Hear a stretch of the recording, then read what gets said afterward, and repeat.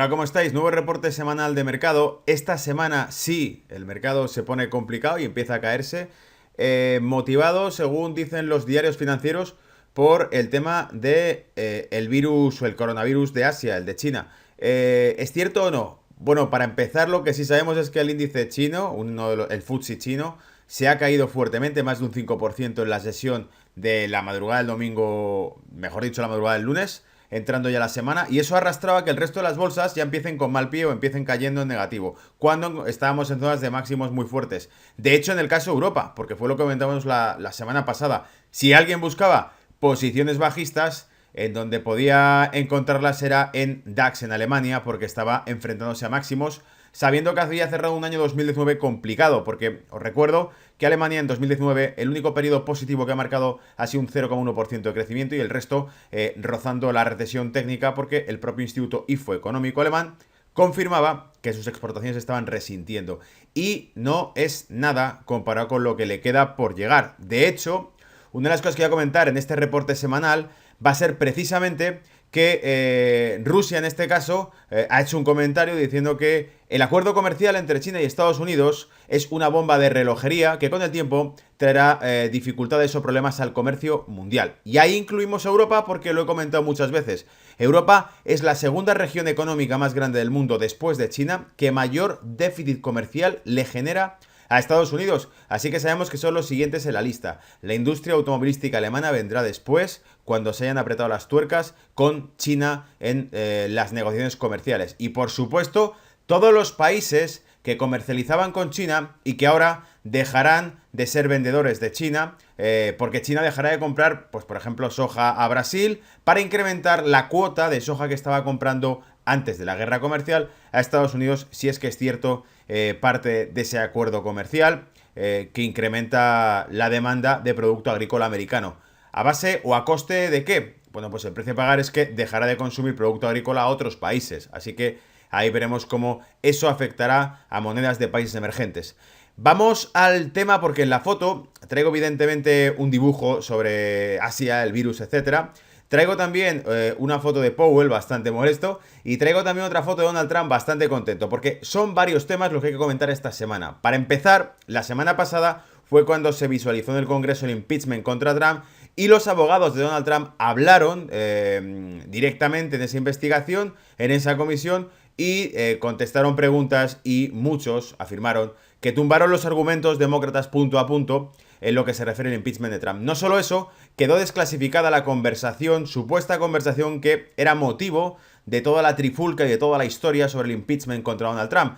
Una conversación que Donald Trump dijo que debería hacerse pública, porque si el pueblo americano viese por qué se le está juzgando, si escuchase o leyese la conversación por la cual se le estaba juzgando, entendería que no había caso. Como dijo Donald Trump en uno de sus discursos, una de sus declaraciones públicas que hizo, dijo, there is no case, no hay caso contra mí si saben lo que están haciendo.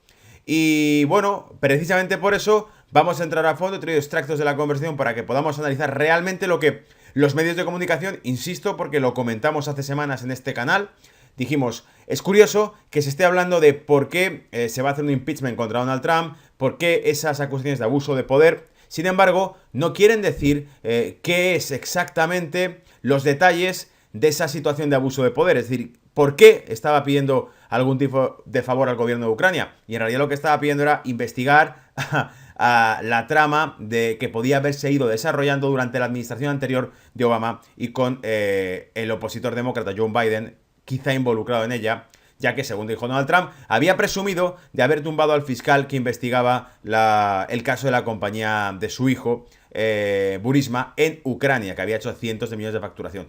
No voy a dar más detalles de esto, entremos al grano y empecemos a ver cada cosa para que podamos analizarlo como corresponde en este canal, ¿vale? Bienvenidos. Por cierto, si no lo estás y has caído aquí de casualidad, te invito a que te suscribas pinchando la campana y así te pongas al día de lo que llevamos casi 4 años, creo ya, publicando en este canal, que llevo trayendo contenido comentado, contenido de mercado que en realidad es la realidad del mundo, porque fíjate, estamos hablando de virus y de historias y de política de la administración de la mayor economía del mundo, que es Estados Unidos. Abogados de Trump al rescate. Y por cierto, publiqué en redes sociales, en Twitter, uno de los comentarios en los que creo que no recuerdo en qué cadena era, ahora mismo no la recuerdo, pero está publicado en mi Twitter. Una cadena norteamericana. Estaba hablando el abogado Donald Trump ante las cámaras y justo en un momento dado le cortan y se ve al presentador haciendo gestos de que le corten la conexión al abogado de Trump. Por eso lo que publiqué en redes sociales fue: están censurando al abogado de Trump en los medios de comunicación. Y de hecho evidencia porque muchas veces la versión que podía defender a Donald Trump no era publicada por medios de comunicación. Entonces había el cuarto poder, al fin y al cabo, parece que está muy mediatizado. Me recuerda, y fijaos que aquí hay contenido para hablar, hablar y hablar, ¿vale? Me recuerda a una de las cenas que se hicieron entre los candidatos presidenciales antes de que Donald Trump fuese presidente de Estados Unidos. En aquella cena, podéis buscarlo a través de YouTube porque el vídeo está en internet. En aquella cena estaban muchos políticos, senadores, congresistas americanos sentados. Y Donald Trump se levantó, entre otros, para dar un discurso también. Y entonces dijo que ese tipo de cenas eran muy buenas, muy positivas, porque ayudaba a que todos se conociesen. Podían haber, dijo, han conocido a mis jefes de campaña, yo he conocido a los jefes de campaña de Hillary Clinton. Y entonces, en un momento dado, señala hacia el fondo de la sala y dice: están allí sentados. Tenemos al director del New York Times, tenemos al director del... Y empieza a decir medios de comunicación que evidentemente les acusaba de haber hecho la campaña política de Hillary Clinton. El segundo punto: analizamos la llamada desclasificada de Donald Trump porque ha sido publicada por la Casa Blanca. Rusia: el acuerdo comercial es una bomba de relojería para el comercio mundial. En concreto, quien ha hecho esta declaración es el exministro de Economía de Rusia. Bloomberg: la Unión Europea pagará la factura del trade deal. Sacamos un gráfico de Bloomberg donde publica realmente cuál es la progresión que se espera en 2021 del comercio europeo tras el acuerdo comercial firmado con China. Punto número 5. Russell 2000, las small caps americanas pelean por nuevos máximos, porque este índice cada vez vuelve más interesante. Lo he comentado también entre diferentes clientes como referencia para que lo observen. Es el único índice de renta variable de la economía más potente ahora mismo, que es Estados Unidos, la que está rompiendo constantemente máximos. Dejad de mirar a las superestrellas, que es el S&P 500 y el Dow Jones, y empezar a mirar a las compañías pequeñas que sí representan el tejido microeconómico americano. Si la economía americana realmente va bien, la que lo va a reflejar son estas compañías. Y todavía no han superado los máximos que sus hermanos mayores, Dow Jones y S&P 500, sí han superado. Así que olvidémonos de toda la carrera estelar del S&P 500, del Dow Jones, y empecemos a mirar índices que reflejan realmente la problemática o la textura del tejido microeconómico americano, que es el Russell 2000. Será muy interesante ver qué ocurre con la renta variable global y americana cuando este índice toque sus máximos históricos, que nos proyectan, creo recordar, a octubre 2018, septiembre 2018. Veremos luego el gráfico para que tengamos las fechas concretas. Fed al descubierto: Powell es un fraude. Es un artículo en el que nos habla de que Powell hizo comentarios durante años criticando precisamente la política que está llevando a cabo ahora mismo. Fue muy crítico con la bajada de tipos de interés, fue muy crítico con el estímulo monetario continuo y, sin embargo, desde la crisis que hubo hace unos meses y que comentamos aquí al detalle, en el mercado de repos, donde la Reserva Federal tuvo que, en mercado nocturno, intervenir comprando más de 120.000 millones de dólares para rebajar la tasa de interés interbancaria en el mercado de repos, que había superado el 10% en préstamos interbancarios, desdice por completo todas las afirmaciones que ha hecho John Powell a nivel personal. Eso me recuerda al vídeo que grabamos, que está en la sección de secretos de trader, donde comentábamos que muy pocas veces vamos a ver que coincide la visión o la opinión de un presidente de la Reserva Federal con la política que lleva a cabo la Reserva Federal. De hecho, lo que decíamos es que el presidente de la Reserva Federal no es la Reserva Federal. El presidente de la Reserva Federal es alguien que nominan para ser presidente de la Reserva Federal, pero que no aplica sus decisiones la Reserva Federal. La Reserva Federal toma las decisiones que correspondan y el presidente de la Reserva Federal debe justificarlas utilizando las tablas y el conocimiento que tiene en ese momento. Y eso queda clarísimo. ¿Por qué? Porque el propio Grisman, el expresidente de la Reserva Federal, el llamado Merlín de Wall Street, este tipo, después de haber sido presidente de la Reserva Federal, confesó multitud de errores que él no estaba de acuerdo que habían aplicado durante su mandato. Y quedó grabado en la prensa. Séptimo punto, el S&P 500 y las epidemias más recientes. Un gráfico que os traigo publicado por mi compañero Álvaro García a través de LinkedIn, donde nos muestra realmente un histórico de cuál ha sido el efecto de diferentes epidemias en la cotización del S&P 500, para que tengáis de pura mano realmente los efectos en la bolsa de este tipo de cuestiones. Y por último, virus y mercados financieros, el imperio de Genghis Khan, un artículo que he encontrado muy interesante donde nos muestra realmente cómo fue precisamente un virus, la peste negra, la que acabó con toda la extensión que tenía en aquel momento las rutas comerciales, ruta de la seda que había llegado hasta Europa desde Asia y que era el imperio de Genghis Khan. Así que arranco con todo esto porque yo creo que hay material de sobra para ir hablando. Cortesía de Zero Hedge, uno de los blogs más polémicos de mercados financieros. Abogados de Trump destrozan los argumentos de impeachment. Vamos al detalle. Varios republicanos han descrito la presentación del abogado de la Casa Blanca como haber triturado los argumentos del juicio político de los demócratas de la Cámara. Y dice, en 2 horas el abogado de la Casa Blanca destruyó por completo el caso de la Cámara. Dijo el senador Johnny Ernst. Es un comunicado a los periodistas. Lo que vimos hoy fue relevante para los hechos. Y vimos que había muchas verdades a medias en la Cámara y francamente presionadas por los medios. ¿Veis cómo realmente el enemigo, el cuarto poder, los medios de comunicación, son un enemigo que en varias ocasiones durante los últimos años se manifiesta? Donald Trump los señaló, los llamó medios de comunicación falsos, fake news, incluso en algunas ruedas de prensa se negaba a contestar a sus preguntas cuando se identificaban de un canal u otro, decía, no, a vosotros no os voy a contestar porque hacéis basura. Los representantes de Liz Staffin ofreció comentarios similares diciendo... tardó menos de 2 horas en destruir y destripar por completo el caso fallido de acusación de Adam Schiff, que fue el jefe de la Cámara que instigó el impeachment o que presentó el impeachment. Mientras que el representante Mark Meadows dijo que en 3 días de argumentos demócratas fueron destrozados en 2 horas.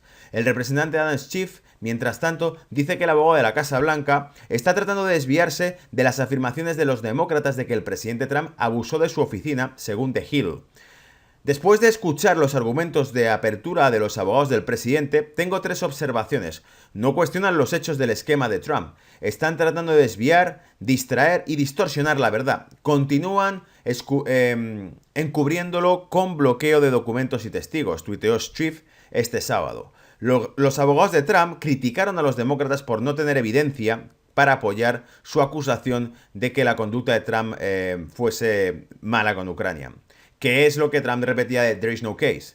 Le están pidiendo que no solo anule los resultados de las últimas elecciones, sino que, como ha dicho antes, le están pidiendo que retire al presidente Trump de la boleta electoral de una elección que está ocurriendo en aproximadamente 9 meses. Es decir, no solamente quieres que este caso invalide a Donald Trump como presidente de Estados Unidos, sino que además le quite como candidato para unas elecciones que quedan 9 meses. Por eso decíamos que en el fondo un impeachment contra Trump podía ser el último recurso que le quedaba a los demócratas y a los que muchos llaman el Deep State para quitar de en medio a Trump, porque es muy previsible que Donald Trump arrase en la siguiente ronda de elecciones y se convierta de nuevo en presidente de Estados Unidos por segunda legislatura. Así que en vista de que electoralmente no pueden ganarle, recurren a un juicio político apoyado por los medios de comunicación.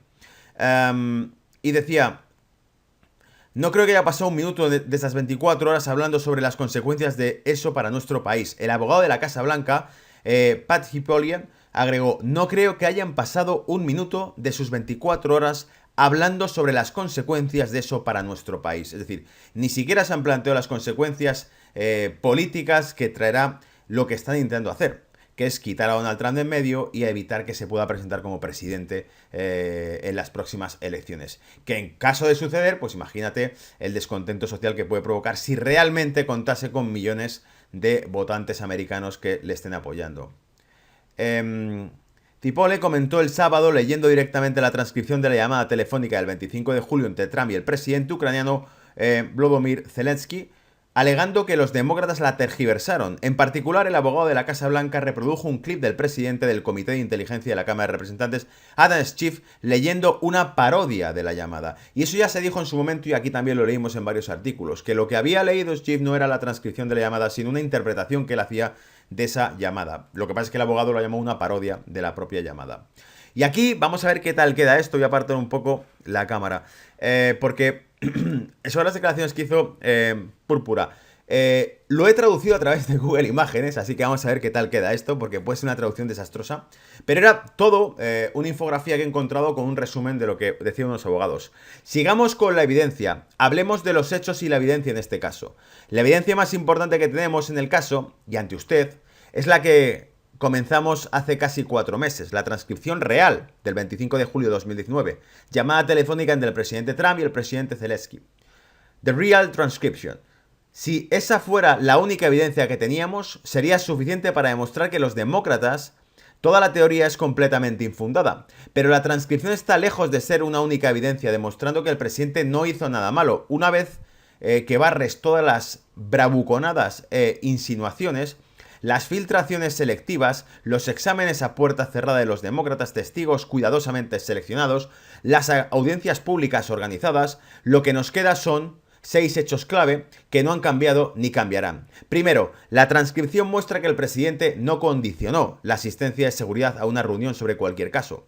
Los fondos de asistencia de seguridad pausados ni siquiera se mencionan en la llamada, es decir, no hubo un condicionamiento de que fondos o financiación para la seguridad de Estados Unidos a Ucrania, que esto además viene de lejos, viene desde casi las revueltas que hubo en Maidán, cuando John McCain, republicano, con la administración de Obama entonces, apoyaba al gobierno emergente nuevo en las protestas de Ucrania y se le concedió un crédito de hasta $5.000 millones aprobado por el Congreso americano. De eso se está hablando. Pero eso ocurrió con Obama, ¿vale? Segundo, el presidente Zelensky y otros funcionarios ucranianos han dicho repetidamente que no fue un quid pro quo ni presionaron para que revisaran nada. Es decir, el propio presidente de Ucrania ha dicho que no se le presionó. Tercero, el presidente Zelensky y altos funcionarios ucranianos ni siquiera lo sabían. Ni siquiera sé que la asistencia de seguridad se detuvo hasta finales de agosto, más de un mes después de la llamada del 25 de julio. Es decir que, al parecer, la retención que se ha hecho de fondos o de financiación al gobierno de Ucrania para seguridad no se produjo como condicionante a la llamada, sino que ocurrió después en agosto. Cuarto, ningún testigo testificó que el propio presidente dijo que había conexión entre cualquier investigación y asistencia de seguridad, una reunión presidencial o algo más. Quinto, la asistencia de seguridad disminuyó el 11 de septiembre y se llevó a cabo una reunión presidencial, lugar del 25 de septiembre sin que el gobierno ucraniano anunciase ninguna investigación. Finalmente, el impulso ciego de los demócratas para acusar al presidente no cambia y no puede cambiar el hecho, como lo atestiguan los propios testigos demócratas, que el presidente Trump ha sido un mejor amigo y más partidario de Ucrania que su predecesor Obama. Esos son los hechos. Tenemos la intención de abordar algunos de ellos y hoy y algunos de ellos la próxima semana. Cada uno de estos 6 hechos por sí solos son suficientes para hundir el caso de los demócratas. Combinados establecen lo que hemos sabido desde el principio. El presidente hizo absolutamente nada malo. Esto es una interpretación política. Yo no pretendo hacer un canal que hable de política o que defienda a Donald Trump de una cosa o de otra, pero el hecho de que no se hable de eso o que este contenido no salga por televisión o por medios de comunicación más grandes, más extensibles, lo hace atractivo para comentarlo en este canal, porque si no, veo que esta información se queda en el tintero, no llega realmente, y lo que vimos es solamente una versión sesgada, y eso francamente no sé a vosotros, pero a mí me molesta bastante. Cuando escucho la versión sesgada de algo, pienso que nos están manipulando, ¿vale? Bien, entonces vamos con la llamada, porque aquí está el tweet que publicó Donald Trump que decía: "Transcript of my calls with President Zelensky are all the proof that is needed". La transcripción de mis llamadas con el presidente Zelensky es toda la prueba que es necesaria. In addition to the fact that President Zelensky and Foreign Minister of Ukraine said there was no pressure and no problems. No había presión ni había problemas, según ha dicho el propio presidente de Ucrania y el ministro de Exteriores ucraniano. Claro, ¿qué van a decir? Tampoco van a decir que hubo presión, porque entonces Trump sigue siendo el presidente de Estados Unidos. Adicionalmente, I met with President Zelensky at the United Nations. Además, me reuní con el presidente Zelensky en las Naciones Unidas. Y aquí hay una foto de las que he conseguido, que son fotos que se han hecho en la presentación que se hizo del propio Congreso americano, solo que la resolución es pésima, no he podido conseguir la mejor resolución. Pero, os he dejado un enlace al pie de esta slide, donde tenéis la dirección exacta de la Casa Blanca donde está publicado la transcripción entera desclasificada de esa conversación, para que el que quiera ver al fondo el tema lo pueda simplemente buscar a través de ese enlace y leerla. Y lo que podemos ver hasta ahora era una parte interesante de la conversación. Le dice Trump: there other thing, hay otra cosa, hay mucho que hablar sobre el hijo de Biden. Este es el tema, yo creo, que se ha querido ocultar sobre la conversación de Trump. Hay mucho que hablar sobre el hijo de Biden. Biden stopped the persecution and a lot of people but to find out about whatever you can do with the Authority General will be great. Vale, Biden entorpeció la persecución y mucha gente quiere saber qué había detrás, ¿vale? About whatever you can do with the Authority General. Todo lo que usted pueda hacer con el fiscal general será genial, le dice Donald Trump. Es decir, hay mucha gente que quiere saber qué pasaba con el hijo de Biden. Biden entorpeció la investigación y todo lo que usted pueda hacer con el fiscal general sería genial. Biden ha ido pavoneándose, bragging that to be stopped the persecution of if you can look into it, it sounds horrible to me, ¿vale? Biden ha presumido de haber paralizado la investigación y para mí suena horrible, dice Donald Trump, dice, y quiero que le eches un vistazo a este caso, ¿vale? Todo esto estaba relacionado con Ucrania y cómo se destituyó al fiscal general o al fiscal que investigaba ese caso, se le quitó de en medio, según comentábamos, según un libro que fue publicado y que comentábamos en el reporte de la semana pasada, pues fue el propio Biden, que en aquel momento era secretario de Estado, el que pidió que ese tipo fuese destituido como fiscal para dejar de investigar a su hijo, ¿vale? Y eso sí sería corrupción, pero de eso no se habla cuando se habla de la conversación de Trump con este señor, ¿vale? Rusia, el acuerdo entre Estados Unidos y China es una bomba de tiempo para el comercio mundial.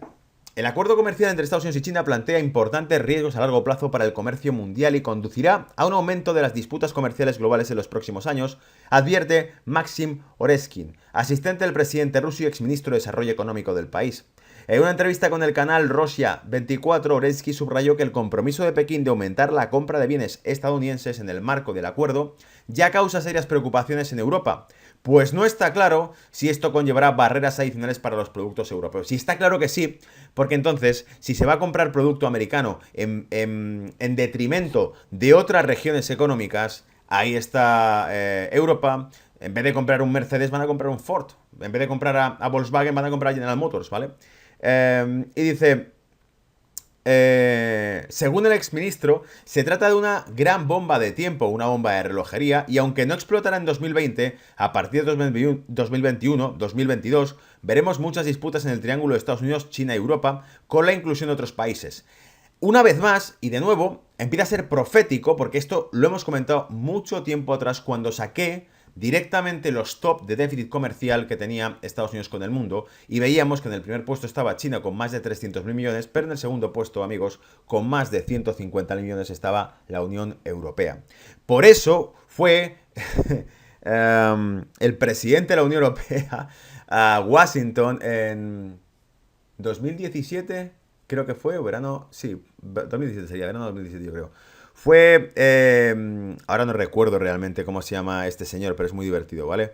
Fue el presidente de la Comisión Europea a Washington a hablar con Donald Trump y le prometió que comprarían gas licuado americano, cuando realmente el gas licuado barato lo tiene a través de Rusia y mucho más cerca, ¿vale?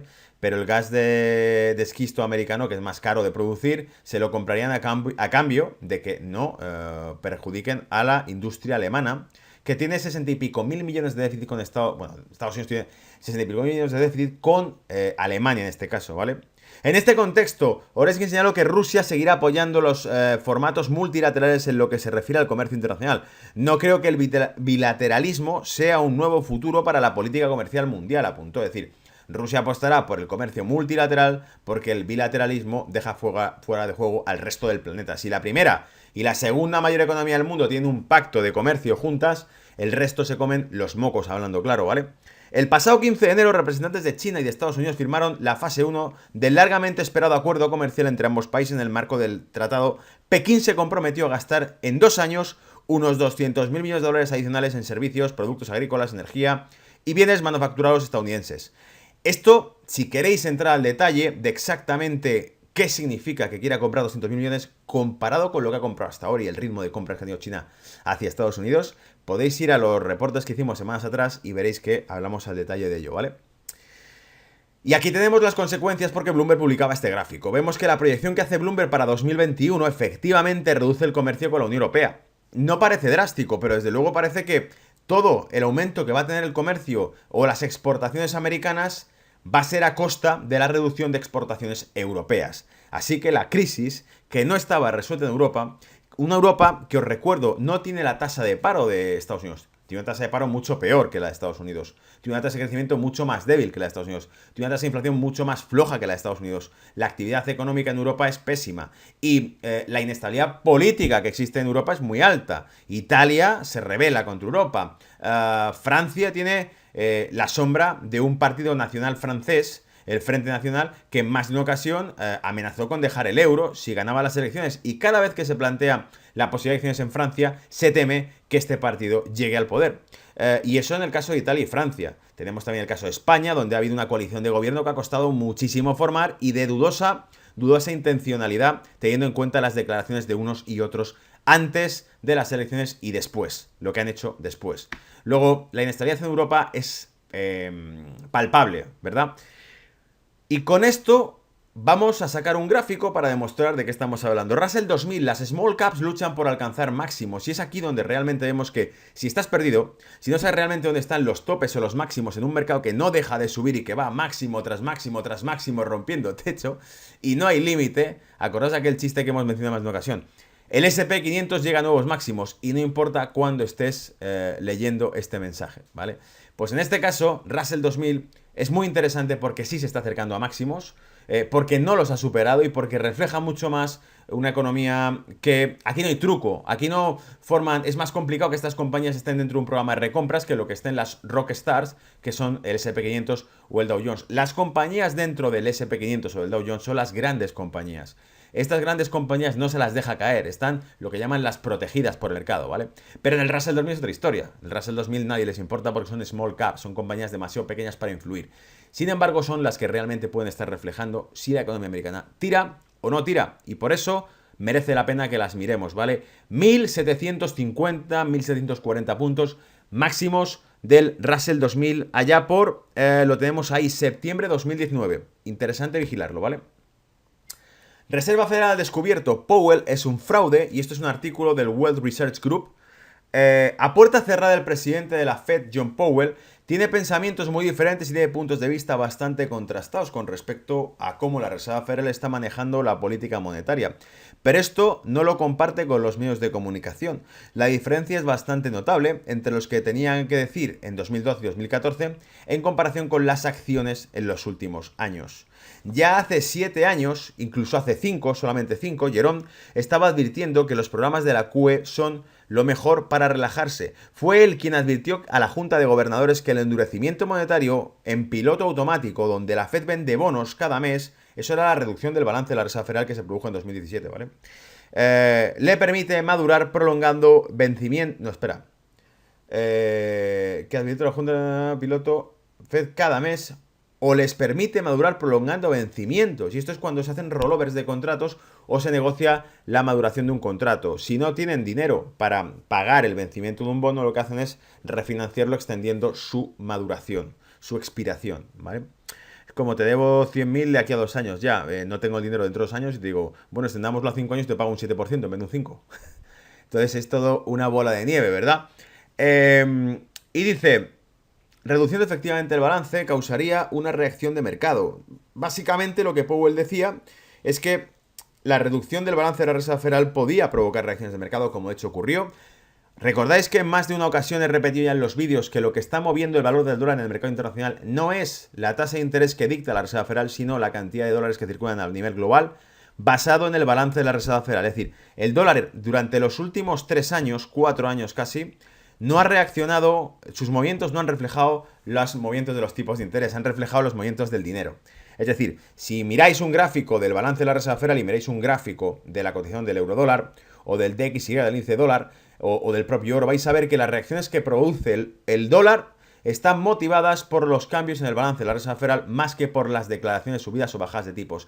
Tanto es así que incluso ha habido veces que la subida de tipos provocaba movimientos bajistas en el propio dólar, o la bajada de tipos provocaba movimientos alcistas en el propio dólar que no venían justificados. Si la tasa de interés es más alta, el dólar está más caro y sin embargo se está cayendo contra el euro. ¿Por qué? Porque realmente esos movimientos respondían más bien a la liquidez de dólar en el mercado internacional y todo motivado por la propia Reserva Federal. Hemos visto bajadas de tipos que sin embargo iban dando un dólar cada vez más fuerte contra el euro. Un euro dólar que iba cayéndose mientras que se anunciaban bajadas de tipos, no reaccionaba. Sin embargo, cuando empezó el tema de los repos y la Reserva Federal metió más de 100.000 millones en el mercado interbancario de deuda, vimos que de repente el euro dólar dejaba de caer y que repuntaba para arriba. ¿A que sí? ¿Y el oro subía? ¿A que sí? El dólar bajaba. ¿A que sí? Y sin embargo, es ahí cuando respondía el dólar, no cuando se anunciaba la bajada de tipos. Dice, en diciembre de 2018, sus terribles predicciones demostraron ser correctas. Los mercados cayeron un 19,2%, mientras que los inversores alcanzaron niveles de pesimismo peores que en la década de 2008.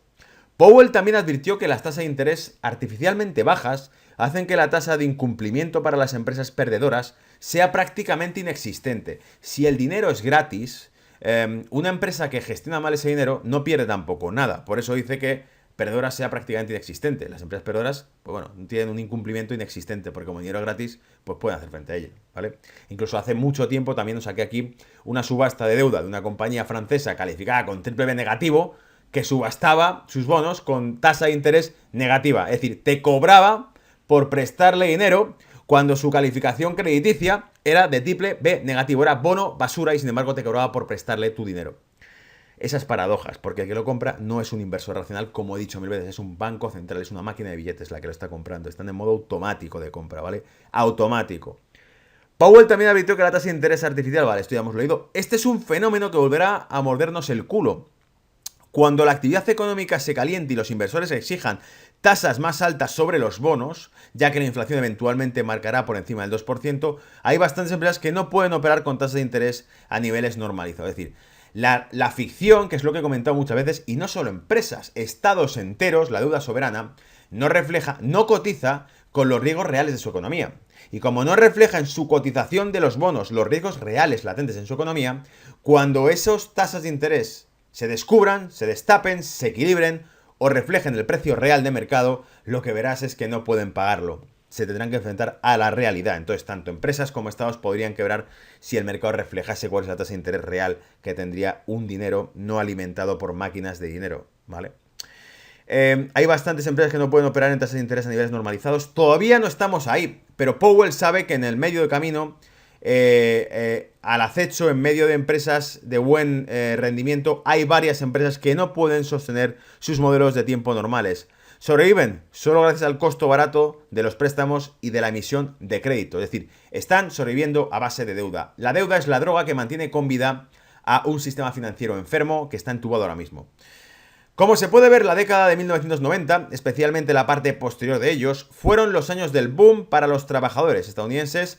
Los costes de mano de obra estaban en un punto más alto, pero la burbuja tecnológica marcó el fin de la prosperidad estadounidense para la clase media. Y esto, por algún misterioso giro en el artículo, de repente nos está hablando de algo muy interesante que hemos comentado. ¿Os acordáis cuando dije que el fenómeno Trump es la última línea defensiva que le queda a la clase media contra un globalismo que acabará con el estado del bienestar? Bueno, pues esto viene a ser, vamos a hacerle zoom, a reflejar cómo ha habido una caída de lo que era el peso o el coste laboral sobre el Producto Interior Bruto, que lo hacía más productivo, pero que evidentemente destruía y eliminaba tejido económico.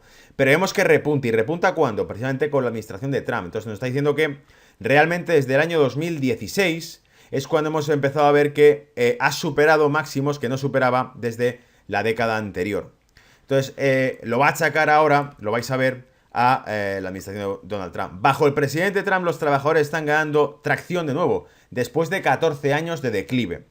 Es decir, que la clase media americana parece estar recuperando poder adquisitivo gracias a la administración de Trump, que en parte era la idea, porque os recuerdo que una de las condiciones que también comentamos en este canal, ¿vale?, era que el Tratado de Libre Comercio entre México y Canadá, que ha firmado Trump y no el anterior, obliga a que se pueda comercializar libremente vehículos en territorio Canadá, México, Estados Unidos, siempre y cuando más del 40% del vehículo haya sido producido con en una industria con un salario que sea como mínimo $16 la hora. Así que descarta que se pueda estar pagando un salario tipo asiático, chino, a la industria. Y evidentemente cierra la barrera, cierra el mercado a cualquier producto que esté hecho por una industria low cost. Así protege de manera proteccionista y súper intervencionista a la clase media en Estados Unidos. Voy a hablar entonces y continúo con el tema de por qué Powell queda al descubierto y es un fraude, dice. Por otro lado, quiero mostrarles un gráfico alarmante que muestra que si bien podemos permanecer en estos niveles caros para las acciones para este año, los extremity y severity de las valoraciones de las acciones estadounidenses se encuentran en un periodo de inflexión histórico. Aquí nos hablaba de la divergencia entre la captación de mercado y lo que realmente generan de beneficio estas compañías. Suben en el mercado, capitalizan cada vez más, pero generan cada vez menos dinero. En ningún otro momento de la historia corporativa de las 5 principales entidades del mundo han sido tan valiosas en comparación con el resto de la economía.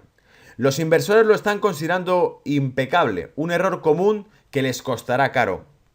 La tercera mentira que Jerome Powell está diciendo a los inversores, aparte de la clara objeción a los programas de QE, que amplía el balance, que es el mismo que está implementado, y su disgusto total con la tasa artificialmente baja, que es el mismo que está trayendo de vuelta, es decir, todas sus objeciones son las que está aplicando, amplía el balance, lo mismo que él criticaba. Disgusto total con las tasas artificialmente bajas, lo mismo que está haciendo de nuevo. En su advertencia de que la Fed está causando una burbuja de bonos que está dañando a los inversores de renta fija, en su mayoría jubilados. Por supuesto, Powell no está advirtiendo a los inversores de que la Fed se está embarcando activamente en esto, solo habla de la puerta cerrada. Solo habla puerta cerrada de esto. Pero sabe que el acuerdo comercial, la baja carga de deuda por los consumidores, el costo de tendencia de mano de obra y el regreso del crecimiento en China es probablemente generará un nivel más alto de inflación de lo que creen que ocurrirá los adictos a la monetary policy offer, los de la teoría monetaria. El oro no está en los $1.000, ni en los 1.100, ni en los 1.200, ni en los 1.300, ni incluso en los 1.400. No. No es como pronosticaron los deflacionistas. No va a $800 la onza.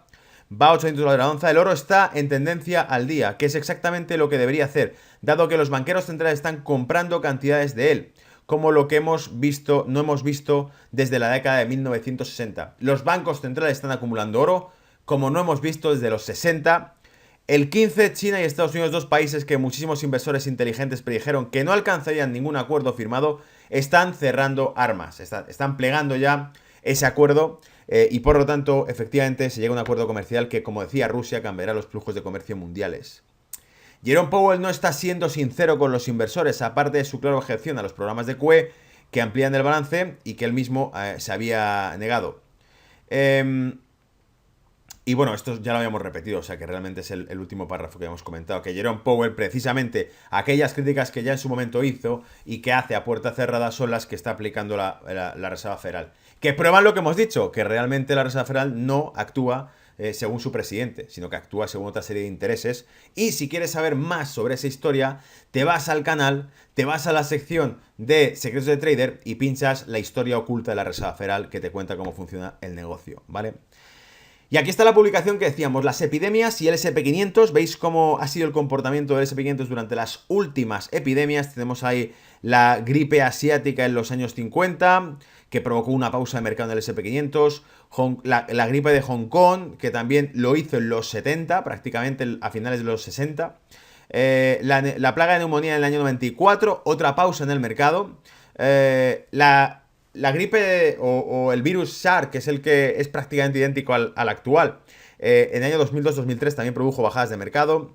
La gripe aviar, bueno, en fin, todas estas, el Zika y tal. ¿Por qué producen bajadas de mercado un virus? No realmente porque el miedo a un virus produzca bajadas de mercado, sino porque realmente es lo que vamos a ver a continuación. Porque un virus o una enfermedad puede destruir un imperio comercial entero. Porque lo primero que ha hecho China ahora mismo ha sido suspender el transporte, el comercio, el acceso a ciudades de millones de personas, millones de viajeros, millones de consumidores que generan negocio y tráfico y que evidentemente si tú paralizas millones de personas, las personas son recursos económicos, las personas producen y consumen y si paralizas millones de personas, reduces el tráfico y el comercio, eso a nivel escalar puede significar una parada de toda la actividad. Es una huelga general a nivel mundial. Un virus como este, si realmente esas medidas se expanden y se aplican más allá, como la OMS había declarado como emergencia también pandémica, ¿no? Si eso fuese extensible para que el resto de países apliquen protocolos similares de aislamiento, puede hacer que la actividad laboral a nivel global disminuya y la actividad extensible a todo lo demás, o sea, que se paralice realmente todo. Y eso evidentemente provocará una contracción de la actividad económica y de los negocios. Así que esa es la explicación más fácil de por qué el mercado reacciona ante el tema de un virus. Why a flu outbreak in China can spook global markets? ¿Y por qué la gripe rota en China puede afectar a los mercados globales?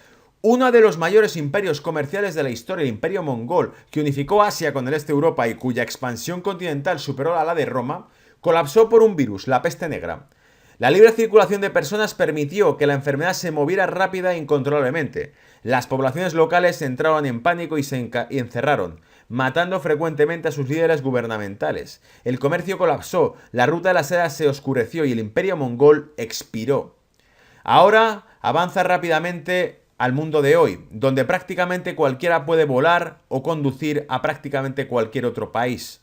Y millones cada año lo hacen. El comercio es una gran parte de la mayoría de las principales economías nacionales. Se aceptan un puñado de monedas en casi todas partes, mientras que los locales se mezclan con los visitantes en megaciudades de más de 20 millones de habitantes, todos respirando el mismo aire. Mientras tanto, las granjas industriales bombean antibióticos, incluso en animales sanos, lo que aumenta la tendencia natural de los microbios a desarrollar inmunidad a las drogas. Y esto es por el cultivo que se hace masivo de animales que se les echa directamente antibióticos para evitar que puedan generar infecciones que luego contaminen a otros animales porque están todos pegados, ¿vale? Es como las piscifactorías donde se les echa directamente antibióticos con chorros, etcétera, a los peces precisamente para que no se puedan enfermar, porque si se te enferman 4 o 5 al día siguiente o en pocas horas tienes 20 enfermos, ¿vale?